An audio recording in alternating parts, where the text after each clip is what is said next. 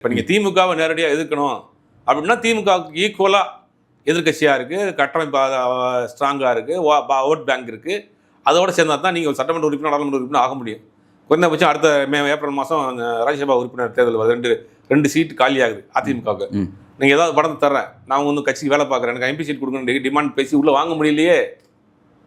இவர் எடுத்த எல்லா முயற்சிகளும் ஃபெயிலியர் ஆகிட்டே போயிட்டு இருக்கு. அந்த முயற்சியெல்லாம் அதிமுக எடுத்து முடிச்சுட்டு தான் இங்கே வந்திருக்காரு. கடைசியில் ஓகே எடுத்து முடிச்சா வந்திருக்காரு. இப்போ ஏன் சிடி நிர்மல்குமார் இங்கே வந்தார்? அதிமுக பிஜேபி உறவு ஆல்மோஸ்ட் அது வந்து ஃபைனலைஸ் ஆயிடுச்சு. கூப்பிட்டா வா அப்படின்னா ஓடி வந்துருவார் அப்படின்னு நயினார் நாராயணன் சொல்றாரு. ஆனா இபிஎஸ் அந்த இடத்துல ரொம்ப ஸ்டபனா நிக்கிறாரு சார். அது வந்து நான் போவே மாட்டேன் அப்படிங்கிற கட்சி உடைச்சாலும் சரி அப்படின்ற மாதிரி நான் இருக்கிறதா வந்து அவரு. நீங்க மூஞ்சி தான் பாக்குறீங்க, காலை பார்க்கல.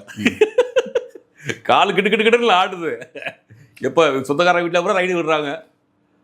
அவர் கேஸ் டெண்டர் கேஸ் வந்து அங்கே பெண்டிங்கில் இருக்குது, டேபிள் மேலே இருக்குது, என்னைக்கு நேரம் வேணாலும் தூக்கி தட்டுவாங்க.